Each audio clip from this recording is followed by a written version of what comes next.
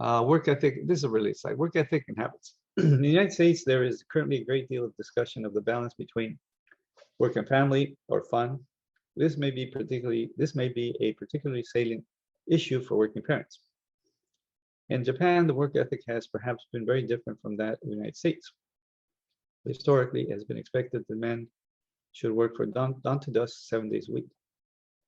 Okay, so here in the United States, we're debating the issue of work and family balance, or work and fun balance. And in Japan, they have this tradition of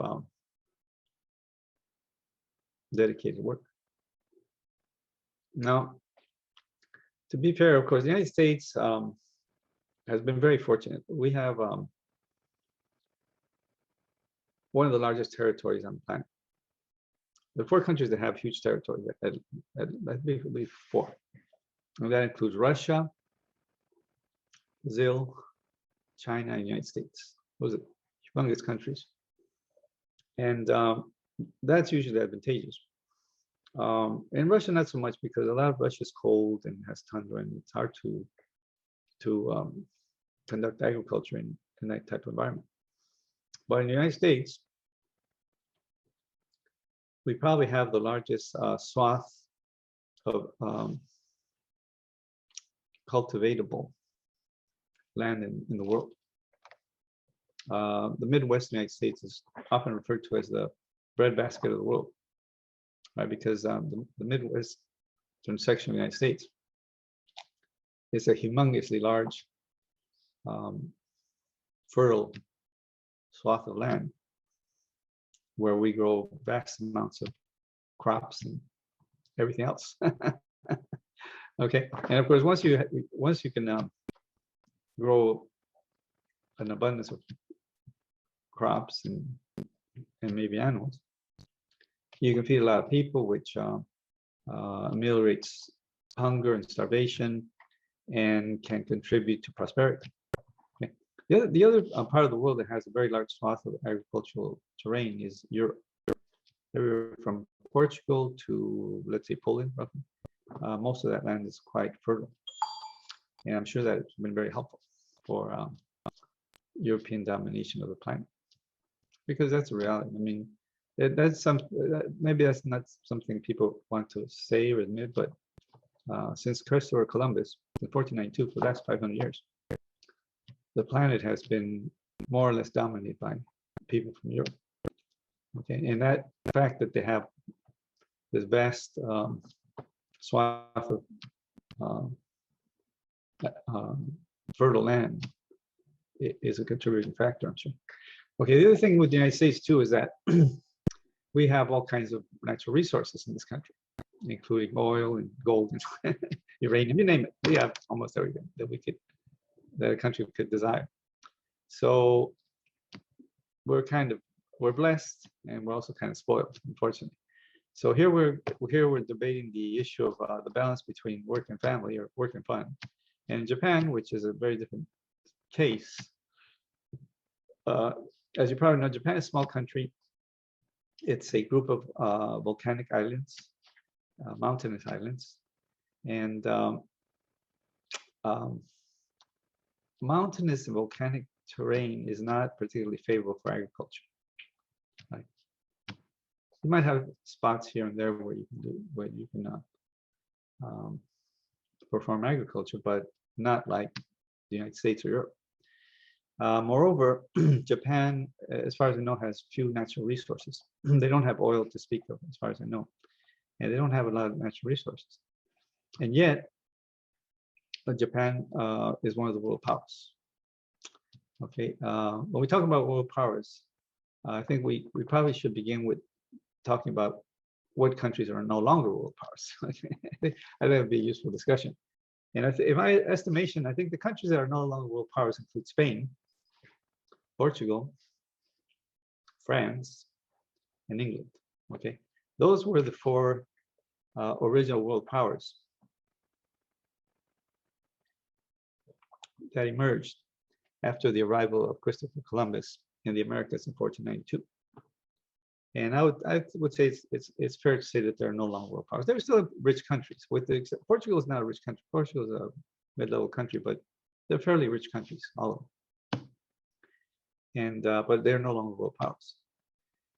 And I think the world powers today are a little bit different. By world power, I mean a country that has presence in most countries or nearly every country on the planet.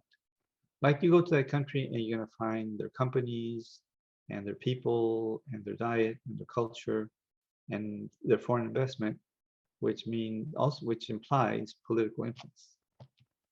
Okay, because direct foreign investment is not free. It comes with a price. Okay, in the case of Vietnam, case in point would be Vietnam. The Vietnamese accepted direct foreign investment for the French, and then the French took over Vietnam. Okay, so direct foreign investment comes with strings attached.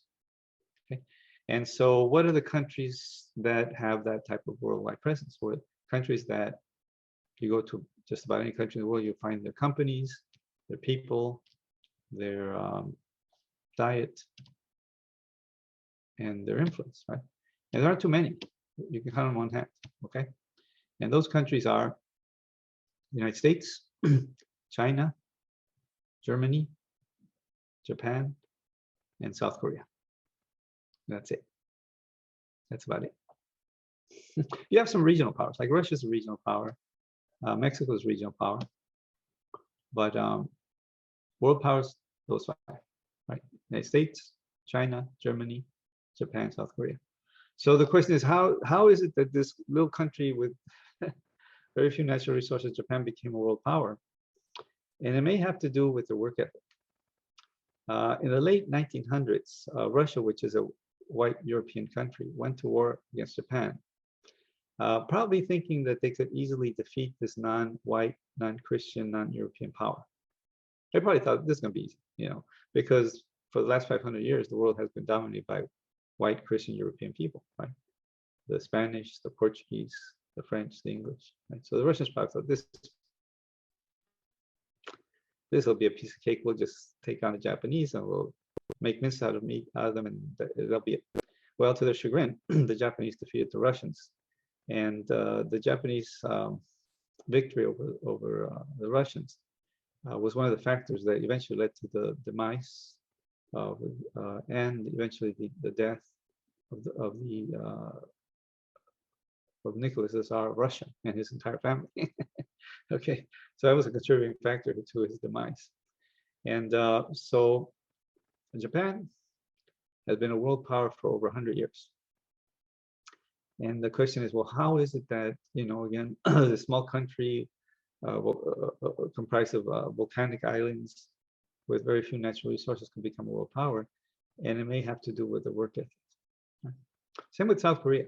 South Korea has, from my readings, has the highest average educational level in the world. Higher than Japan, higher than the United States, higher than Germany. Okay, and they have presence in just about every country on the planet, including the United States. The other one is that is probably worth mentioning is Israel. Israel is a small country, few natural resources, very arid terrain, world power. I mean, well, Israel is a regional power. They're not world power. They're regional power, but they're probably the major military player in the Middle East. Small country, arid terrain. Okay, so think about it. So the last bullet point asks, describe your work ethic and how does it relate to the two approaches mentioned above? You know, the implication here is that you probably have to work hard to be successful. Okay, you want to work smart, but you probably also work hard to be successful, depending on your resources. Okay, if you're like Donald Trump and your father gives you $10 million when you're fairly young, you don't have to work so hard. You just have to manage that money well, right? But most of us don't grow up like that. Most of us start from scratch. Okay, let's go next slide.